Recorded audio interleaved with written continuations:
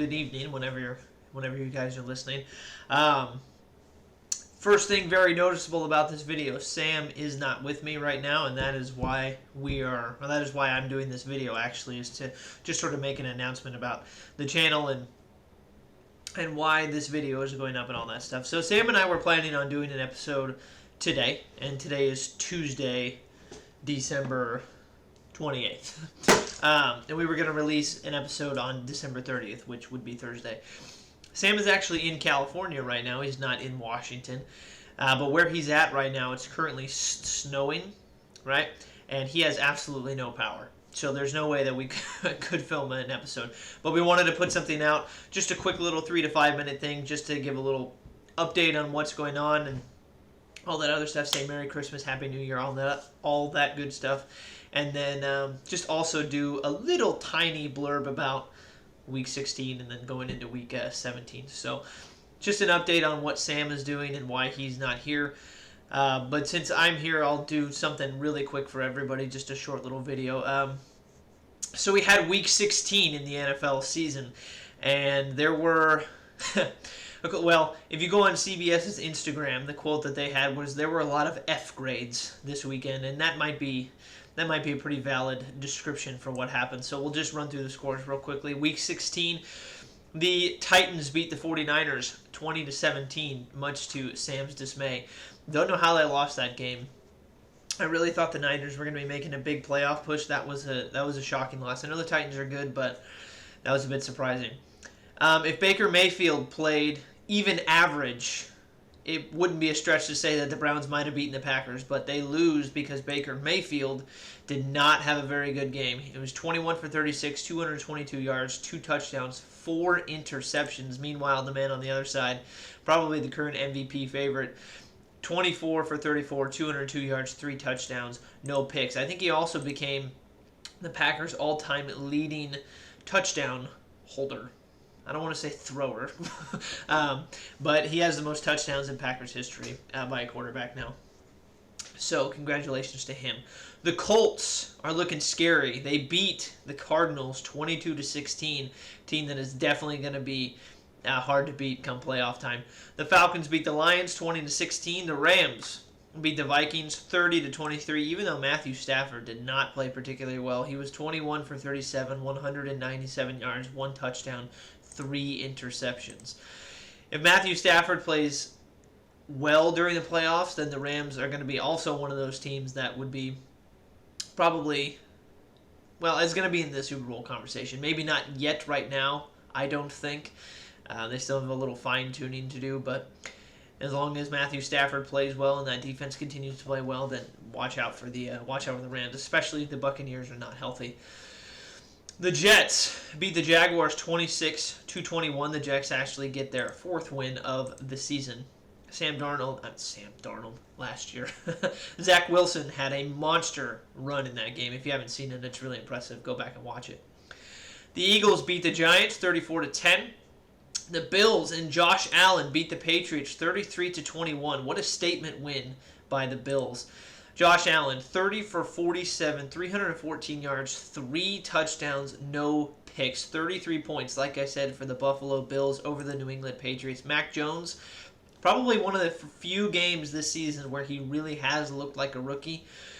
He was 14 for 32, 145 yards, 0 touchdowns, and 2 interceptions. Really the only person worth noting, I guess, for that game for the Patriots was Damian Harris. He had 18 carries for 103 yards and 3 touchdowns, the only 3 touchdowns that were scored for the Patriots in that game. So the Bills put a nice little stranglehold on the Patriots that game, and as of right now, they both sit 9-6. I actually don't have the current standings in front of me. Let me pull that up really quickly.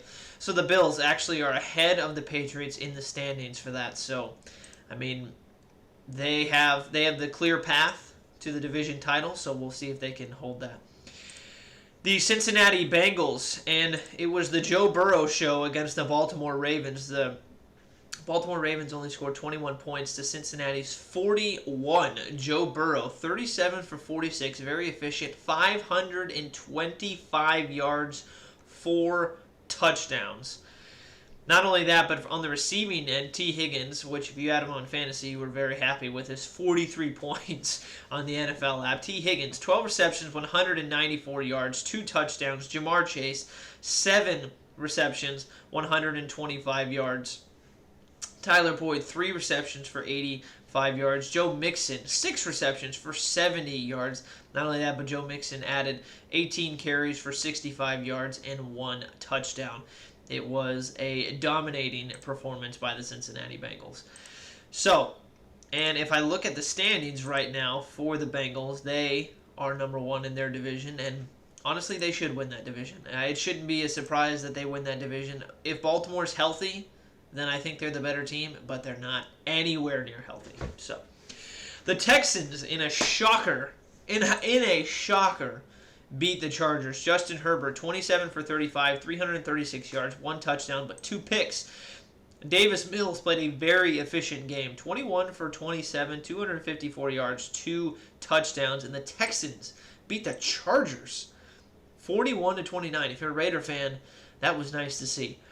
Buccaneers beat the Panthers 32-26. Antonio Brown comes back, and he has a monster game for them. He has 10 receptions for 101 yards. They desperately needed him in that game with Mike Evans and Chris Godwin being out. The Bears come back and beat the Seahawks. They started Nick Foles, which was really interesting. I haven't heard much about why that decision was made, but either way, Nick Foles comes out 24 for 35, 250 yards, 1 touchdown. They beat the Seahawks.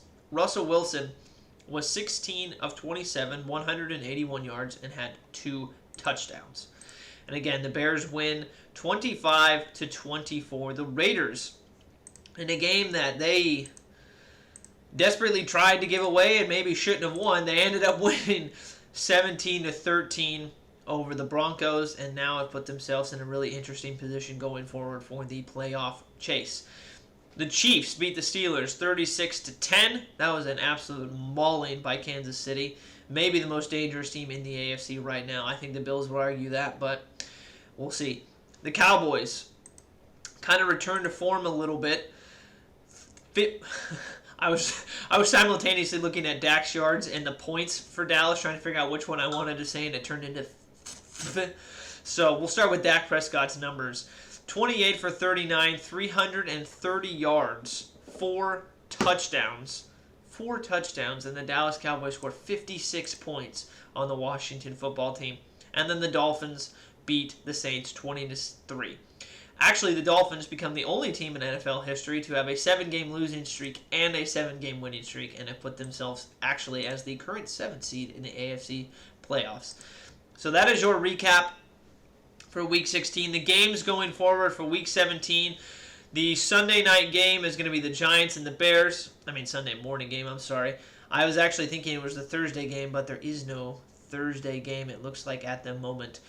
So, Giants, Bears, Jaguars, Patriots, Rams, Ravens. That'll be a good game. Buccaneers, Jets, Falcons, Bills, Bengals, Chiefs. Highlight that one if you're if you don't have a team, or you're just interested in watching all the games this weekend, or as many as you can. Circle that one if you want to solely pay attention to the Bengals, Chiefs. That is going to be a good game. Titans, Dolphins, Raiders, Colts, Eagles versus Washington, Chargers, Broncos, Texans, 49ers, Lions, Seahawks, Cowboys, Cardinals. That's a big game. The Panthers play the Saints, the Vikings play the Packers, and the Steelers play the Browns. So that is your Week 17 games. And before I go, I just wanted to say myself, and Sam, who, like I mentioned, isn't here, but he as well, we'd like to both wish you all a Merry Christmas. Thank you for supporting the channel. We hope you had a great Christmas. By the time we come back, it'll be New Year. So happy 2022. We hope you had a great New Year's, and we hope you stayed safe. Thank you always for supporting the channel, and we will see you all next week.